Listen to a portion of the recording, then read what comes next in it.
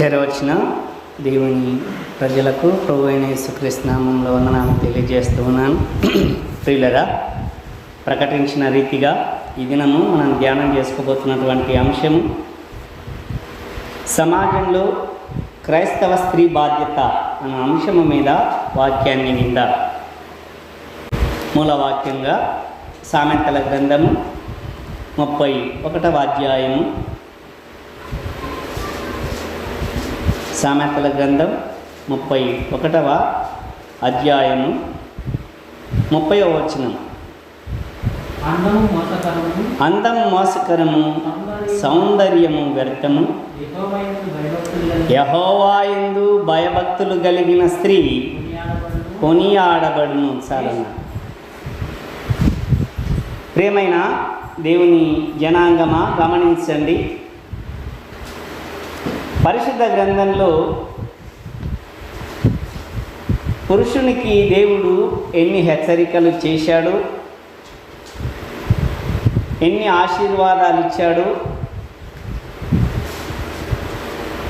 సమానంగా స్త్రీకి కూడా అలాగే కొన్ని హెచ్చరికలు ఇచ్చాడు, ఆశీర్వాదాలు ఇచ్చాడు.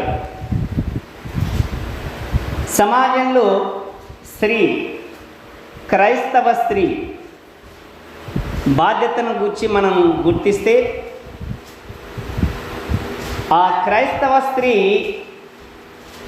ఎలా ఉంటే ఎలాంటి ఆశీర్వాదం వస్తుందో ఈ మూలవాక్యము మనకు తెలియచేస్తుంది. యెహోవాయందు భయభక్తులు కలిగిన స్త్రీ కొనియాడబడును అను మాట కంటే ముందు ఒక మాట చెప్పబడింది. అందము మోసకరము, సౌందర్యము వ్యర్థము అని. ఖచ్చితంగా స్త్రీలు గుర్తించాల్సినటువంటి మాట ఇది. ప్రత్యేకంగా స్త్రీ విషయంలోనే ఈ మాట భక్తుడు తెలియచేస్తూ ఉన్నాడు. అందము మోసకరము అనగా దేవుడు వారి యొక్క శరీరానికి ఇచ్చినటువంటి అందాన్ని రెట్టింపు చేసుకొనుటకు గాను చేసేటటువంటి ప్రయత్నాలను గూర్చి దేవుడు ఒక హెచ్చరిక ఇస్తూ ఉన్నాడు. అందము మోసకరము, సౌందర్యాన్ని గూర్చి నువ్వు ఆలోచన చేస్తే అది వ్యర్థము అని చెప్పేస్తూ ఉన్నాడు. అలా చెప్పి ఒక ఆశీర్వాదకరమైనటువంటి మాట ఏం చెప్తున్నాడు అంటే, యెహోవాయందు భయభక్తులు కలిగిన స్త్రీ కొనియాడబడును. ఎంత గొప్ప మాట అంటే, అందాన్ని కాకుండా, సౌందర్యాన్ని కాకుండా, కేవలము లోకంలో ఉన్నంత వరకు దేవుని యందు భయభక్తులు కలిగి ఉన్నట్లయితే, దేవుని యందు భయభక్తులు కలిగి నడుచుకున్నట్లయితే ఆ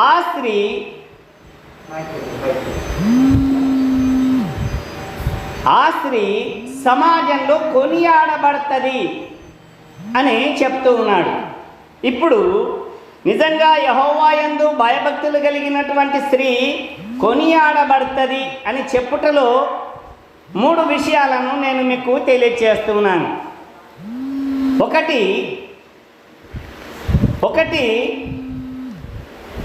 భర్తకు లోబడి ఉండాలి. యెహోవాయందు భయభక్తులు కలిగినటువంటి స్త్రీ కొనియాడబడాలి. ఎక్కడ? సమాజంలో స్త్రీ కొనియాడబడాలి అని అంటే ఖచ్చితంగా మొట్టమొదట చేయవలసినటువంటి పని భర్తకు లోబడి ఉండాలి అంటుంది బైబిల్. నిజంగా నీవు భర్తకు లోబడి జీవిస్తే నీవు సమాజంలో కొనియాడబడతావు, సమాజంలో కొనియాడబడతావు. ఒక వచనాన్ని చూద్దాం. అపోస్తలుడైనటువంటి పౌలు ఎఫెసీయులకు రాసిన పత్రిక 5వ అధ్యాయము 22వ వచనంలో ఈ రీతిగా తెలియచేస్తూ ఉన్నాడు.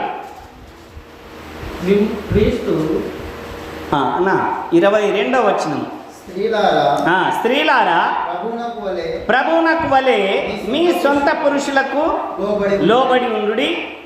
క్రీస్తు సంగమునకు శిరస్సై ఉన్నలాగున పురుషుడు భార్యకు శిరస్సై ఉన్నాడు.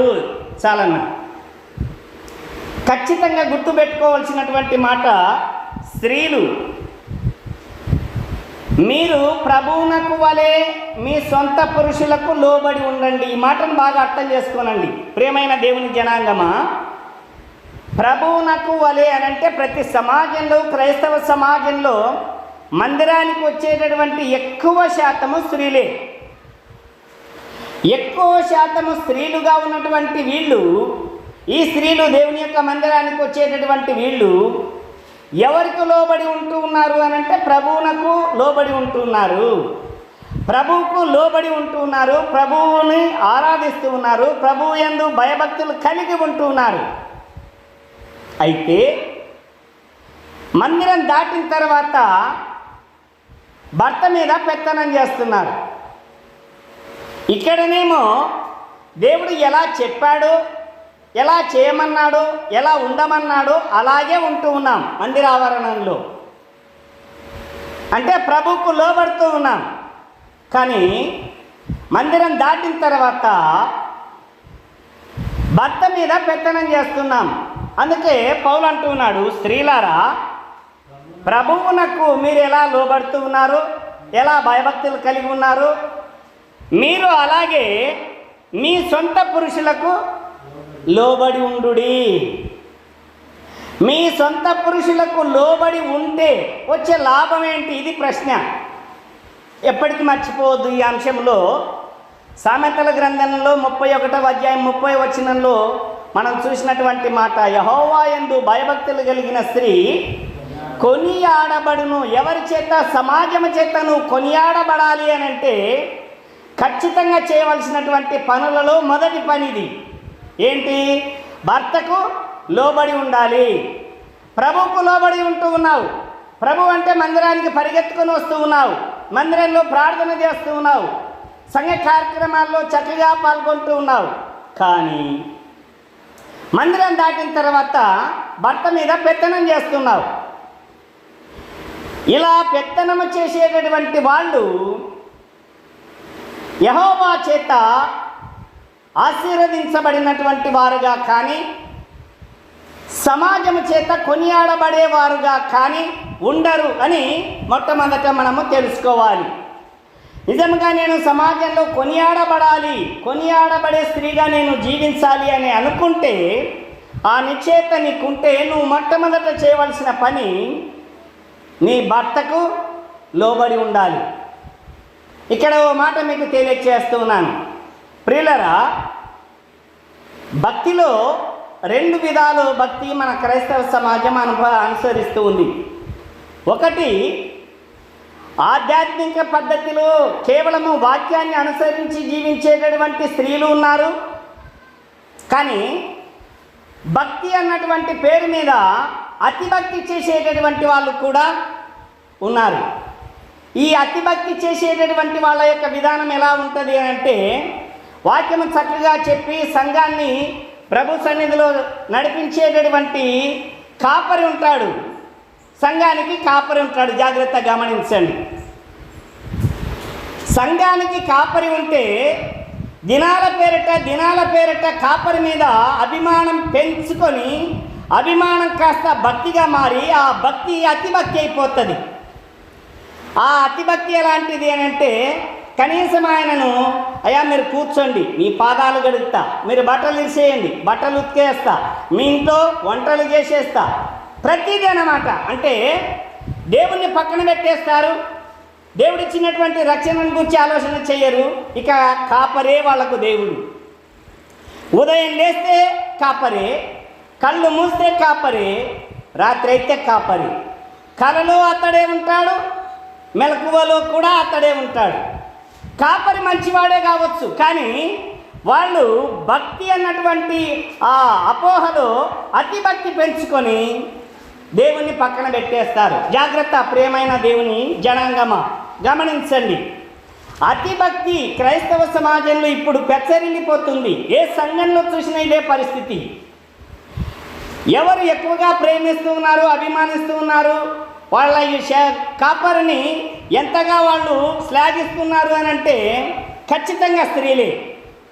అందుకే నేను మీకు తెలియచేస్తున్నాను, కాపరిని అభిమానించండి, వాక్యాన్ని, అతని ద్వారా వచ్చేటటువంటి వాక్యాన్ని ఇష్టపడండి. వాక్యం వైపు ఆకర్షితులు కండి, ఆ వాక్యమైన దేవుని తెలుసుకోనండి, కాపరిని కాదు. సంఘ కాపరిని ఎప్పటికీ మీ మనసులో ఉంచుకొనే కూడదు. పరిశుద్ధ గ్రంథం చెప్తున్నటువంటి మాట అదే. స్త్రీలారా, ప్రభువునకు వలె మీరు ప్రభువుకు లోబడి ఉన్నారు కదా, అలాగే మీ భర్తలకు, మీ సొంత పురుషులకు లోబడి ఉండండి. ఇలా ఉండటం లేదు. నేను దాదాపు చాలామంది స్త్రీలను ఎరుగుదును, చాలా సంఘాలను పరిశీలనగా చూశాను. అందులో ఒక స్త్రీని గురించి మీకు తెలియచేస్తాను, పేరు చెప్పను కానీ. ఆ స్త్రీ భర్తకు కాలు ఎరిగిందమ్మా. భర్తకు కాలు ఎరిగింది. ఒక సంఘంలో భర్తకు సేవ చేయాలి, భర్తకు సేవ చేసి భర్తను చూసుకోవాలి. విషయం ఏంటంటే భర్తను చూసి చూడనట్టుగా వదిలేసింది. కొన్నాళ్ళకి అతడు కాలం చెల్లాడు. భర్త చనిపోయిన తర్వాత ఇక భక్తి ఎక్కువైపోయింది. సంఘ కాపరికి ఉదయం లేస్తే ఆయన కళ్ళకాడ, ఉదయం లేస్తే ఆయన యొక్క పరుపులు తీయడం, ఉదయం లేస్తే ఆయన బట్టలు ఉతకడం, ఉదయం లేస్తే ఆయన పని. భర్తకు చేస్తే బైబిల్ చెప్తున్నది, మీ సొంత పురుషులకు లోబడి ఉండండి. మీరు దేవునికి ఎలా లోబడి ఉంటున్నారో మీ సొంత పురుషులకు అలాగే లోబడి ఉండాలి. దానికి బదులు కాపరి మీద అభిమానం పెంచుకుంటూ ఉన్నారు. ఇది తగదు అని బైబిల్ ఖచ్చితంగా తెలియచేస్తుంది. కనుక ప్రియమైన దేవుని జనాంగమా, గమనించండి. మొట్టమొదట సమాజంలో క్రైస్తవ స్త్రీ కొనియాడబడాలి అని అంటే మొదట చేయవలసినటువంటి పని భర్తకు లోబడి ఉండాలి. ఇంకొక వాక్యాన్ని కూడా చూద్దాం. అపోస్తలుడైనటువంటి పౌలు తీతుకు రాసిన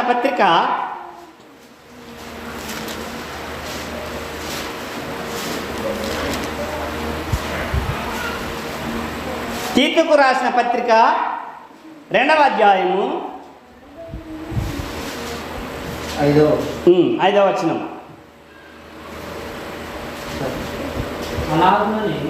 అలాగుననే వృద్ధ స్త్రీలు కొండెగత్తెలను మిగుల మద్యపానాసక్తులనై ఉండక ప్రవర్తన యందు భయభక్తులు గలవారై ఉండవలేననియు, దేవుని వాక్యము దూషింపబడకుండునట్లు యవన స్త్రీలు తమ భర్తలకు లోబడి ఉండి తమ భర్తలను శిశువులను ప్రేమించువారును స్వస్థబుద్ధి గలవారును పవిత్రులను ఇంట ఉండి పనిచేయువారును మంచివారునై ఉండవలెనని బుద్ధి చెప్పుచు మంచి ఉపదేశము చేయువారునై ఉండవలెనని బోధించుము. చాలన్న. విన్నారు కదా ప్రియులరా, క్రైస్తవ సమాజం మేలుకొనవలసినటువంటి మాటలు దేవుడి సమయంలో మనకు తెలియచేస్తూ ఉన్నాడు. క్రైస్తవ సమాజంలో స్త్రీ యొక్క బాధ్యత గుర్తించమని దేవుడు మాట్లాడుతూ ఉన్నాడు. మొట్టమొదట నువ్వు చేయవలసిన పని నీ భర్తకు లోబడి ఉండాలి. నీ భర్తకు లోబడే జీవితం నువ్వు అలవర్చుకోవాలంటే దేవుని యందు భయభక్తులు కలిగి ఉండటం మొట్టమొదట నువ్వు తెలుసుకోవాలి.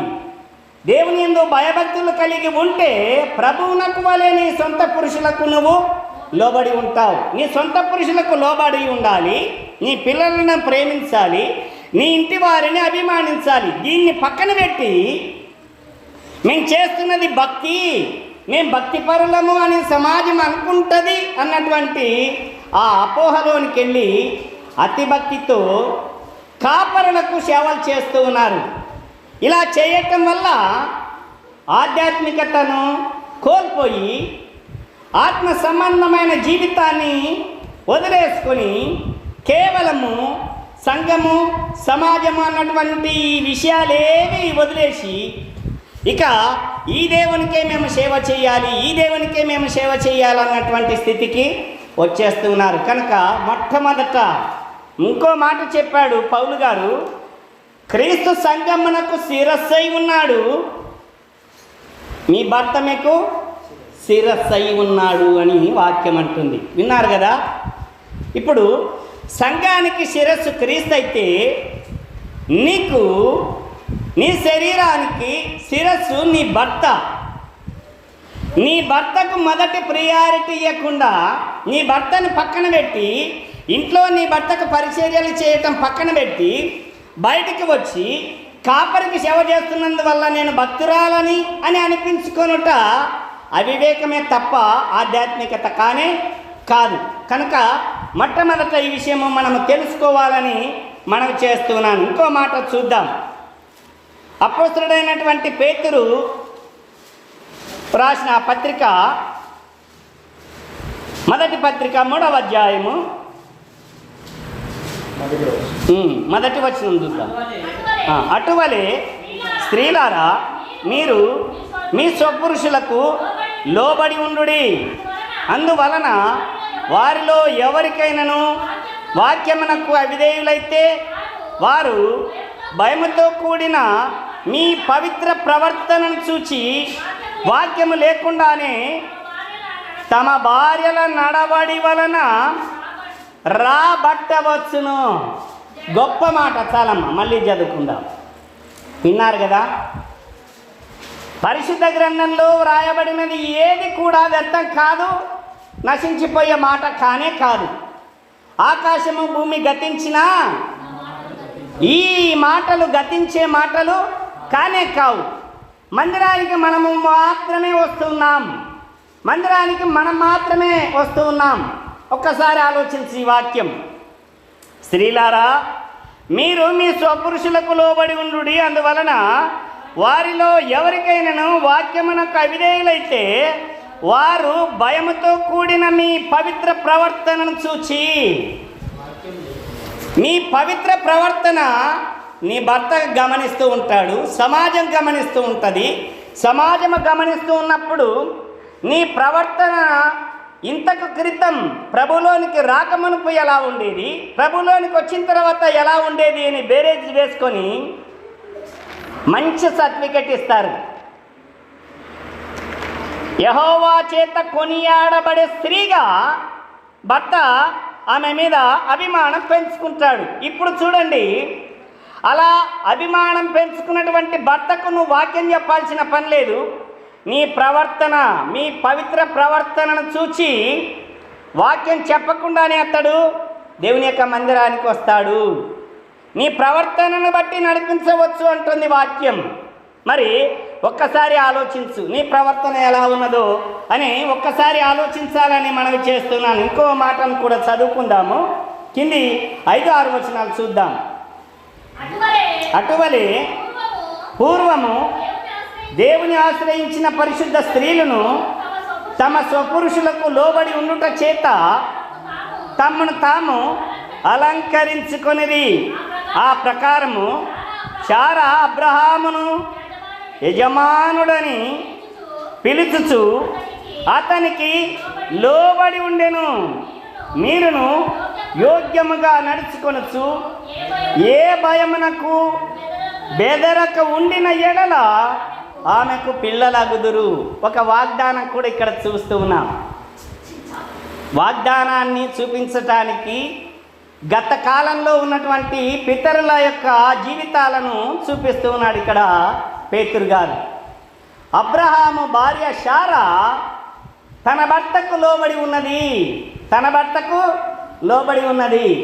తన భర్తకు లోబడి ఉండుట ఎలా లోబడి ఉంటున్నది అంటే అన్ని విషయాలలో యజమానుడని పిలుచుకుంటూ ఉన్నది అని ఒక మంచి మాట చెప్తూ ఉన్నాడు పేతురు గారు. భర్త పక్క చిక్కినవాడు కావచ్చు, పొట్టివాడు కావచ్చు, పొడువాడు కావచ్చు, ఎర్రనివాడు కావచ్చు, నల్లటివాడు కూడా కావచ్చు. కానీ ఇక్కడ శరీర సంబంధమైనటువంటి రూపురేఖలకు తావియక భర్తను నిజముగా నీవు ప్రేమించి హత్తుకుంటే యజమానుడు అన్నటువంటి ఆ ఖచ్చితమైనటువంటి ఆ మాటకు నువ్వు లోబడాలి. ఈయన నా యజమానుడు, ఈయన నా యజమానుడని అనుకొనుట ద్వారా ఒక వాగ్దానాన్ని ఇక్కడ మనం చూస్తూ ఉన్నాం. శారా తన భర్తను యజమానుడు అని పిలవటం వల్ల ఆమె జీవితమంతా గుడ్రాలుగా నడిచింది. ఏమా సంతానం ఎప్పుడు కలిగింది ఆమెకి? గమనించారా? అంటే 90 ఏళ్ళు అందులో ఒక 20 సంవత్సరాలు యవన జీవితాన్ని పక్కన పెడితే దాదాపు 70 సంవత్సరాలు ఈమె గొడ్రాలు గొడ్రాలు గొడ్రాలు అని సమాజము చేత అనిపించుకున్నది. కానీ భర్త విషయంలో మాత్రము ఈయన నా యజమానుడు, ఈయన నా యజమానుడు అన్నటువంటి ఆ మాటకు కట్టుబడి లోబడి ఉండటం వలన పండు ముదసలి సమయంలో కూడా ఆమె తల్లిగా పిలువబడింది. అందుకే దేవుడు వాగ్దానం ఇస్తూ ఉన్నాడు, అలాంటి ప్రవర్తనను కలిగి ఉంటే, భర్తకు నువ్వు లోబడి ఉంటే ఖచ్చితంగా నీకు పిల్లలవుతారు. నీవు గొడ్రాలిగా ఉండరు. బైబిల్ చెప్తున్న మాట ఇది. నీ భర్తకు నువ్వు ఖచ్చితంగా లోబడాలి. నీ భర్తను నువ్వు యజమానునిగా స్వీకరించాలి. అప్పుడు నీవు ఖచ్చితంగా తల్లి అవుతావు అనేటటువంటి వాగ్దానాన్ని కూడా చూస్తూ ఉన్నాం. కనుక ప్రియమైన దేవుని జనాంగమా, దేవుని ప్రజలారా గమనించండి. సమాజంలో స్త్రీ కొనియాడబడాలి అనంటే మొట్టమొదట చేయవలసిన పని భర్తకు లోబడి ఉండాలి. భర్తకు లోబడి ఉండాలి. ఇంకొక మాటను కూడా చూద్దాం. ఇక సంక్షిప్తంగా చెప్పుకుంటూ వెళ్తా ఉన్నాను. 2 మాటలను నేను మీకు తెలియచేస్తాను. మొదటగా భర్తకు లోబడి ఉంటే యెహోవా చేత ఆశీర్వదించబడినటువంటి స్త్రీ కొనియాడబడుతుంది. కొనియాడబడాలి అనంటే భర్తకు లోబడి ఉండాలి. 2వ మాట, అత్తామామలను ప్రేమించాలి, సన్మానించాలి. అత్తామామలను ప్రేమించాలి, సన్మానించాలి. ఇంతకీ అత్తామామలని ప్రేమించి సన్మానించి వారికి సపరిచర్యలు చేసినటువంటి వ్యక్తులున్నారా, స్త్రీలున్నారా అని ఒకవేళ మనం అనుకుంటే చూద్దాం. పాత నిబంధన గ్రంథంలో రూతు అన్నటువంటి ఒక స్త్రీని మనం చూస్తాం. ఈ రూతు సంక్షిప్తంగా ముందు కొన్ని విషయాలు చెప్తాను, మీకు తెలియచేస్తాను. ప్రియులారా, నయోమి తన భర్త 2 కుమారులతో బెత్లెహేమును విడిచి మోయాబు దేశమునకు ప్రయాణమై వెళ్ళింది. అక్కడ కొన్ని దినములు గడిచేసరికి భర్త చనిపోయాడు. 2 కుమారులు కూడా చనిపోయారు. 2 కుమారుల యొక్క భార్యలు 2, నయోమి 3 మాత్రమే నిలిచిపోయారు. నయోమి పెద్ద కోడలు ఓర్పాతో అన్నది, అమ్మా, మీ భర్తలు చనిపోయారు, నా భర్త చనిపోయాడు, మీరు యవ్వన ప్రాయంలో ఉన్నారు కనుక మీరు మీ పుట్టిళ్లకు వెళ్ళి మరొకసారి పెళ్లి చేసుకొని వేరొకరిని పెళ్లి చేసుకొని సంతోషంగా జీవించండి అని చెప్పినప్పుడు అత్త మాటకు లోబడి ఓర్ప వెళ్ళిపోయింది. ఇప్పుడు చిన్న కోడలు రూతుతో అదే మాట చెప్పింది. అలా చెప్పినప్పుడు రూతు అంటున్నటువంటి మాట ఓసారి చదువుకుందాము. రూతు గ్రంథం 1వ అధ్యాయము 16వ వచనం. అందుకు రూతు, నా వెంబడి రావద్దనియు నన్ను విడిచిపెట్టుమనియు నన్ను బ్రతిమాలు కొనవద్దు, నీవు వెళ్ళు చోటికే నేను వచ్చేదను, నీవు నివసించు చోటనే నేను నివసించేదను, నీ జనమే నా జనము, నీ దేవుడే నా దేవుడు, నీవు మృతి పొందు చోటనే నేను మృతి పొందెదను, అక్కడనే పాతి పెట్టబడేదను, మరణము తప్ప మరి ఏదైనను నిన్ను నన్ను ప్రత్యేకించిన ఎడల యెహోవా నాకు ఎంత కీడైనా చేయునుగాక అని. ఎంత గొప్ప మాట ప్రియులారా, గమనించండి. మంచి యవన ప్రాయంలో ఉన్నది రూతు. ఈమెతో నయోమి, అమ్మ, నువ్వు కూడా మీ అక్క వెళ్ళిపోయింది, నువ్వు కూడా మీ పుట్టింటికి వెళ్ళిపో అని అంటే మాటి మాటికి వెళ్ళమని చెప్పొద్దు. నేను వెళ్ళను, నీ జనమే నా జనము, నీ దేవుడే నా దేవుడు, నీవు తింటే తింటాను, నువ్వు ఉంటే ఉంటాను, నువ్వు చస్తే చస్తాను, మరణము తప్ప నిన్ను నన్ను ఏదైనా ఎడబాపడానికి ప్రయత్నం చేస్తే ఆ దానిలో నేనుంటే ఆ దేవుడు నాకెంత కీడైనా చేయని. ఎంత తెగింపుతో ఈ మాట చెప్పిందో ఆలోచించండి ప్రియులరా. ఇక్కడ గమనిద్దాం. ఒకటి యవ్వన ప్రాయంలో ఉన్నది. యవ్వన ప్రాయంలో ఉన్నటువంటి ఓర్ప అత్త మాటకు లోబడి వెళ్ళిపోయింది. మరి రూతు కూడా వెళ్ళవచ్చు కదా, ఎందుకు వెళ్ళలేదు? ఆలోచించండి. రూతు కూడా వెళ్ళవచ్చు, కానీ వెళ్ళనంటుంది. వెళ్ళకపోతే జరిగే నష్టం ఏంటి? యవ్వన ప్రాయం అంతా నాశనమైపోతుంది. అంటే జీవితం అంతా శరీర సంబంధమైనటువంటి సుఖానికి దూరమైపోయి మోడుబారిన జీవితం అయిపోతుంది. అత్తకు అది నచ్చకనే అమ్మా వెళ్ళిపో అంటుంది. కానీ రూతు, నేను మోడుబారిపోయినను సరే కానీ దేవుడు నిన్ను నాకు ఇచ్చాడు. నిజానికి ఇప్పుడు నయోమికి తోడంటే ఎవరు లేరు. ఓర్ప వెళ్ళిపోయింది, ఉన్న ఒక చిన్న కోడలు మాత్రం మిగిలింది. ఈమె కూడా వెళ్ళిపోయిందనుకో నయోమి ఒంటరి అయిపోతుంది. ఇవన్నీ ఆలోచించిందో లేదో తెలియదు, కానీ ఒక ఖచ్చితమైన నిర్ణయం మాత్రం చెప్తుంది. మాటి మాటికి వెళ్ళమని నాతో చెప్పొద్దు, నేను వెళ్ళను. నీ జనమే నా జనము, నీ దేవుడే నా దేవుడు, మరణము తప్ప ఇంకేది నన్ను ఎడబాపదు అని ఖండితంగా చెప్పేసింది. అత్త పట్ల దేవుడు కోరుకుంటున్నటువంటిది ఇదే. ప్రేమ. నిజమైనటువంటి కోడలుగా నీవు జీవిస్తే యెహోవా యందు భయభక్తులు కలిగిన స్త్రీ కొనియాడబడును అను మాట నా జీవితంలో నెరవేరాలి అని నువ్వు అనుకుంటే నువ్వు చేయవలసిన పని అత్తామామలకు లోబడి ఉండాలి. అత్తామామలకు లోబడి జీవించాలి. అత్తామామలకు లోబడి జీవిస్తే సమాజం ద్వారా దేవుడు నిన్ను కొనియాడబడేటట్లుగా చేస్తాడు. ఇప్పుడు ఈ రూతు అంతటితోనే ఆగక నయోమితో యెరూషలేమునకు వచ్చింది. తర్వాత జరిగినటువంటి విషయాన్ని ఒకసారి మనం ఆలోచన చేద్దాం. అదే ఋతు గ్రంథం 2వ అధ్యాయము 18వ వచనం. ఆమె వాటిని ఎత్తుకొని ఊరిలోనికి వచ్చినప్పుడు ఆమె అత్త ఆమె ఏరుకొనిన వాటిని చూసెను. విననమ్మా. ఆమె తిని తృప్తి పొందిన తర్వాత తాను మిగిల్చిన దానిని చూపించి ఆమెకిచ్చెను. చాలమ్మా. ఈ వాక్యానికి ముందు జరిగిన సంఘటన మీకు తెలియచేస్తాను. రూతు నయోమి ఇద్దరు యెరూషలేమునకు వచ్చారు. ఏదో ఒక చిన్న ఇంటిలో ఉంటూ ఉన్నారు. జీవనం జరగడం కోసం పరిగెరుకోవడానికి వెళతాను అని అనుమతి తీసుకున్నట్లుగా 2వ అధ్యాయం మొదటి 5-6 వచనాలలో వ్రాయబడింది. అత్త అనుమతితో పొలం వెళ్ళింది.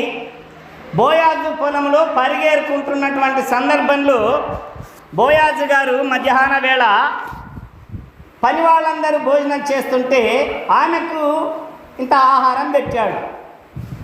ఇప్పుడు ఆలోచన చేయండి. పొలంలో కోడలుంది, ఇంటి దగ్గర అత్తుంది. పొలంలో కోడలికి ఆహారం దొరికింది. కడుపు నిండా తినాలి కదా, ఆలోచించండి. కడుపు నిండా తినాలి, కానీ తినటంతో పాటు కొన్ని మిగిల్చుకున్నదట. తింటూ కొన్ని మిగిల్చుకొని ముల్లెగట్టి పెట్టుకున్నది. సాయంత్రం వచ్చి పరిగెరినటువంటి యువలతో పాటు తెచ్చినటువంటి తినగా మిగిల్చుకున్నటువంటి దానిని అత్తకు తెచ్చి ఇచ్చినట్లుగా 18వ వచనంలో చూస్తూ ఉన్నాం. ఇది యెహోవా యందు భయభక్తులు కలిగిన స్త్రీ కొనియాడబడాలి. ఆ కొనియాడబడే స్త్రీలలో నేనుండాలి అని అంటే అత్తామామలను ఇలా ప్రేమించాలి. మనం ఖచ్చితంగా వారికి తగిన సమయంలో ఆహారాన్ని పెట్టాలి. ఆహారం పెట్టే వారముగా ఉండాలి. మన వాక్యం అంటున్నది, తల్లిదండ్రులను ప్రేమించుము, అప్పుడు నీవు భూమి మీద దీర్ఘాయుష్మంతుడవగుదు. ఇది వాగ్దానంతో కూడిన మొదటి ఆజ్ఞ. తల్లిదండ్రులను ప్రేమించక కోడలుగా వచ్చినటువంటి స్త్రీ అతను ప్రేమించకుండా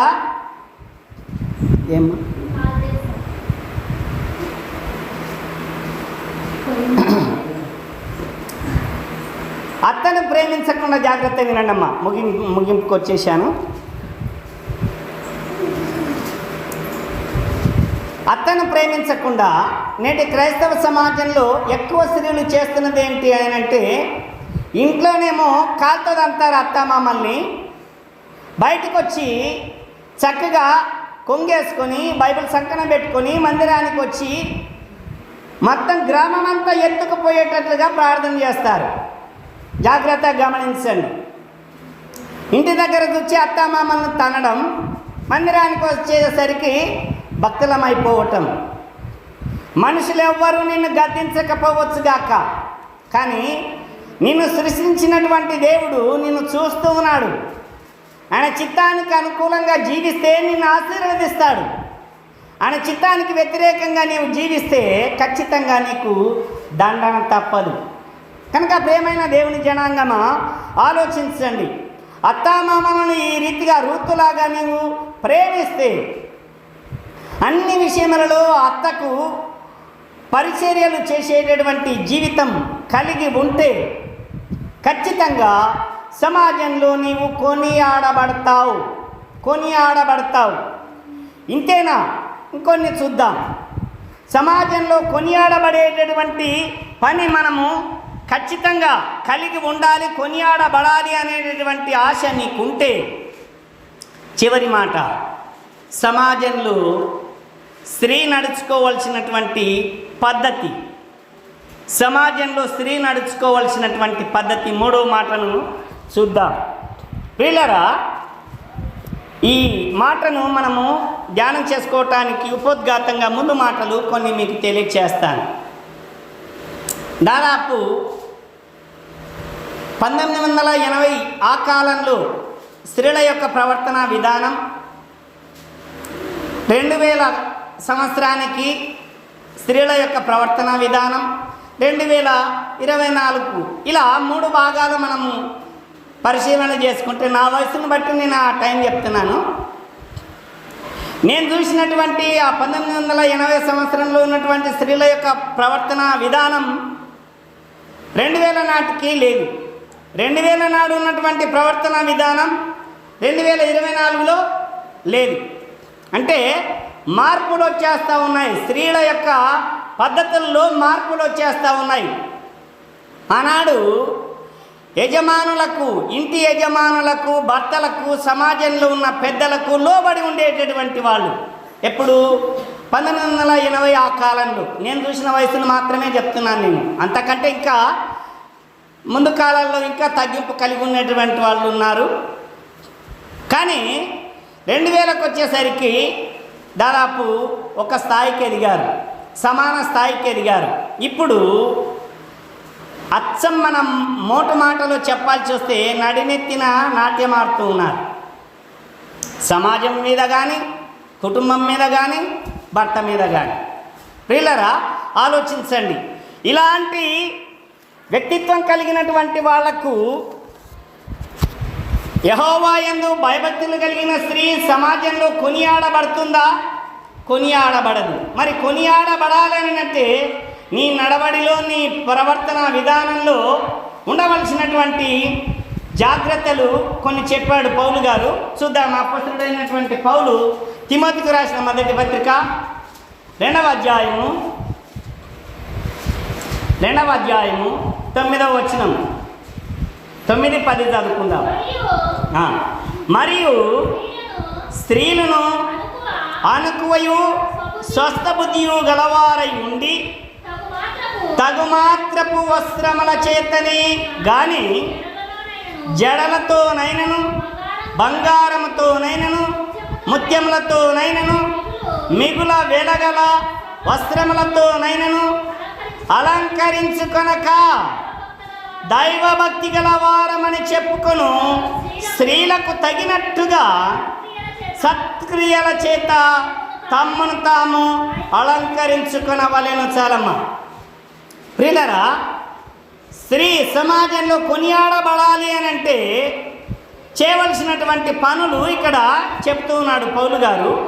స్త్రీ అనుకువయు, అన్ని విషయములలో కూడా అనుకువ కలిగి ఉండాలి. అధిక ప్రసంగం వేరు, అణకువ కలిగి ఉండటము వేరు. అధిక ప్రసంగం చేసేవాళ్ళే అధికులుగా కనబడుతున్నారు నేటి సమాజంలో. అణకువ తక్కువైపోయింది. ఇక స్వస్థ బుద్ధి గల వారై ఉండి అని అంటే ప్రతి విషయంలో కూడా క్షమాగుణం కలిగి ఉండాలి. ప్రతి విషయంలో కూడా క్షమాగుణము కలిగి ఉండాలి అని చెప్పి ఇప్పుడు మనము కట్టేటటువంటి వస్త్రాలకు సంబంధించినటువంటి కొన్ని సూచనలు పౌలిస్తూ ఉన్నాడు. ఏంటా సూచనలు అని అంటే, తగుమాత్రపు వస్త్రముల చేతనే గాని జడలతోనైనను బంగారముతోనైనను ముత్యములతోనైనను మిగుల వెలగల వస్త్రములతోనైనను అలంకరించుకొనక. ఇక్కడ మీరు గమనించండి, మనంటే కాపరులు చెప్తున్న మాట ఏంటంటే, ఈ వాక్యాన్ని తప్పుగా అర్థం చేసుకొని మిగుల వెలగల వస్త్రాల చేతనైనను అనే మాట కంటే ముందేం చెప్పాడు? ముత్యములతోనైనను బంగారంతోనైనను జడలతోనైనను. అంటే జడలు వేసుకోవద్దు అని చెప్పాడా పౌలు గారు? బంగారం పెట్టుకోవద్దు అని చెప్పాడా? ముత్యాలు పెట్టుకోవద్దు అని చెప్పాడా? కాదు, దాని భావం అది కాదు. అంటే వాటి మీద మీరు మనస్సు పెట్టుకోవద్దు, వాటి మీద మనస్సు పెట్టుకోవద్దు. అవి ఉంటే ధరించుకుందాం, లేకపోతే వదిలేద్దాం.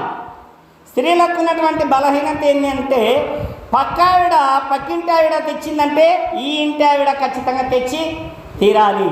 అంటే దేవుడు ఈ గుణం ఎరిగి, స్త్రీకి ఉన్నటువంటి ఈ బలహీనతను ఎరిగి ఈ మాట చెప్తూ ఉన్నాడు.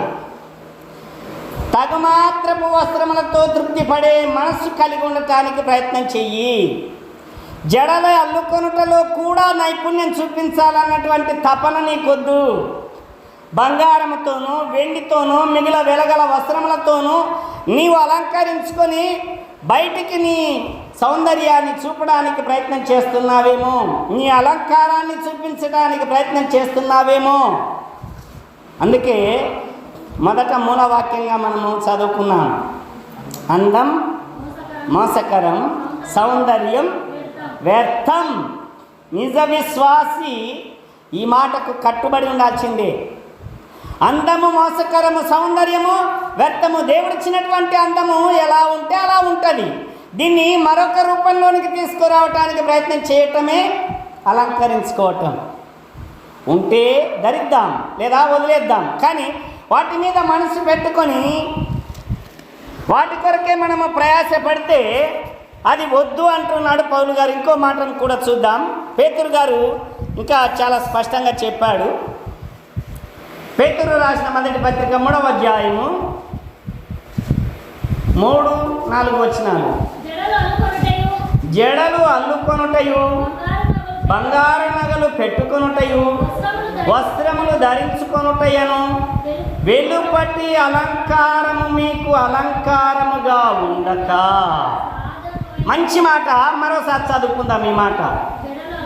జడలు అల్లుకొనుటయు, బంగారు నగలు పెట్టుకొనుటయు, వస్త్రములు ధరించుకొనుటయు అను వెలుపటి అలంకారము మీకు అలంకారముగా ఉండక, సాధువైనట్టు మృదువైనట్టునైనా గుణము అను అక్షయాలంకారము గల మీ హృదయపు అంతరంగ స్వభావము మీకు అలంకారముగా ఉండవలెను.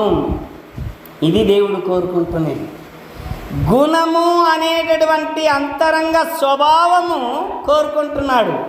గుణాన్ని బట్టే ఎస్తేరు ఆభరణాలు ఏమి ధరించలేదు. మిగతా స్త్రీలందరూ వారి యొక్క ఆభరణాలు ధరించి దాదాపు 1 నెల పాటు వారి యొక్క శరీర ఆకృతిలో మార్పు పొందుకోవటం కోసం అనేక విధములైనటువంటి ప్రయత్నాలు చేసి రాజు దగ్గరికి వచ్చారు.